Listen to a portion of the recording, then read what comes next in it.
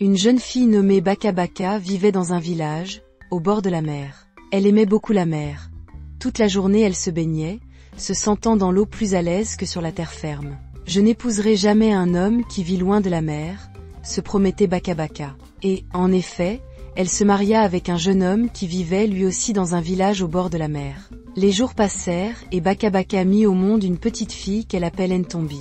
Lorsqu'elle allaitait au champ, elle emmenait Ntombi avec elle. Elle la confiait à la mère pour que la petite ne la gêne pas dans son travail.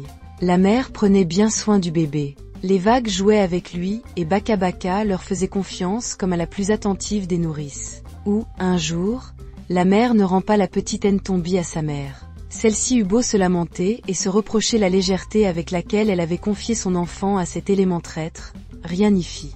La petite disparut sans laisser de traces. Elle ne s'était pas noyée. La mère l'avait emportée au loin pour la déposer sur le rivage, près d'un village étranger. La nuit commençait à tomber. La petite fille était couchée sur le sable et appelait sa mère. Envine. Personne ne répondait. Tout d'un coup, une curieuse vieille femme est apparue sur le rivage. Elle avançait en sautillant car elle n'avait qu'une jambe. C'était une cannibale et on sait que les cannibales sont unijambistes. La vieille sautilla jusqu'à la petite fille et demanda « Qui es-tu » ? « Je suis Ntombi, et c'est la mère qui m'a déposée ici », a répondu l'enfant. La vieille hocha la tête. « Je vois que tu n'es pas d'ici. Les gens d'ici n'ont qu'une seule jambe, car ils sont cannibales. Moi aussi, je suis une cannibale et je m'appelle Salukasi. Mais tu n'as pas à avoir peur. Je ne te mangerai pas et je ne permettrai pas aux autres de te faire du mal. » Salukasi et Ntombi s'en allèrent ensemble dans le village des cannibales. À leur passage, les gens sortaient de leur hutte et se pourléchaient en voyant la petite fille bien potelée. Salukasi leur cria « Cet enfant n'est pas pour vous. Celui qui osera lever la main sur elle, aura affaire à moi. » Sur ce, la vieille leva les bras et marmonna des paroles incantatoires. « Klvi, klvi, klvi, voklo, voklo, voklo. » Une tornade, une averse et une tempête des plus terribles s'abattirent aussitôt sur le village, renversant les hommes, emportant les toits des huttes. Les éléments ne se calment que lorsque la vieille baissa les bras. Salukasi était une puissante magicienne qui savait invoquer la pluie et le vent. Les hommes la craignaient, et personne n'osa lever la main sur la petite Ntombi. Les villageois se disaient « Ce n'est pas grave. Salukasi finira bien par mourir. En attendant, Ntombi grandira, grossira et nous nous en régalerons. » 5, 10, 15 ans passèrent.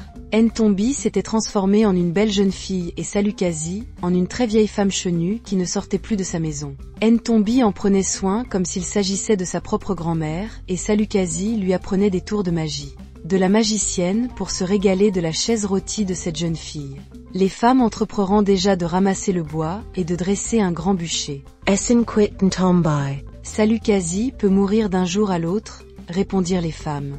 Il faut préparer des funérailles dignes d'elle. Salukasi n'était pas dupe, ce n'est pas vrai. Ils attendent ma mort pour te faire rôtir et pour te manger. Ntombi sortit de la maison, leva les bras et murmura des paroles magiques. Klvi, klvi, klvi, voklo, voklo, voklo. Une averse et une tornade terrible s'abattirent aussitôt sur le village, renversant les hommes, emportant les toits des huttes et éparpillant le bois. Du bûcher aux quatre coins du monde. Effrayés, les villageois s'inclinent devant la jeune fille qui alla se vanter de son exploit à la vieille. « Rien ne m'arrivera. Les gens ont peur de moi. » La vieille hocha tristement la tête. « Ils ont peut-être peur, mais ils sont nombreux. Tu ne peux pas déchaîner la tempête tous les jours. Tu dois partir avant que je meure. » Ntombi s'écria. « Je ne partirai pas, grand-mère, sans t'avoir fermé les yeux. » Salukasi répondit. « Si tu veux que je meure tranquille, tu partiras cette nuit même. » Sur ce, elle se dressa sur sa couche et sortit de dessous la natte sur laquelle reposait une corne d'antilope. Elle la tendit à la jeune fille, en lui conseillant « Cette corne magique te conduira chez toi. Entre dans la mer qui t'emportera jusqu'à ton village, d'où elle t'a ravi il y a des années. » Nuit.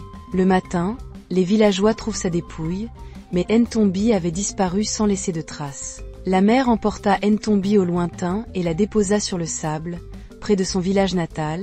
Ntombi regardait autour d'elle. « Comment es-tu venue jusqu'ici » demanda-t-elle. La jeune fille répondit « Je suis Ntombi et mon village natal devrait se trouver ici. » La femme poussa un cri de joie et se jeta à son cou. C'était sa mère Baka Baka. Tout le village se réjouit du bon retour de Ntombi. Baka Baka remercia la mère de lui avoir rendu sa fille, mais plus jamais elle ne lui fit confiance comme auparavant, se gardant bien de lui abandonner sans surveillance ses enfants et ses petits-enfants.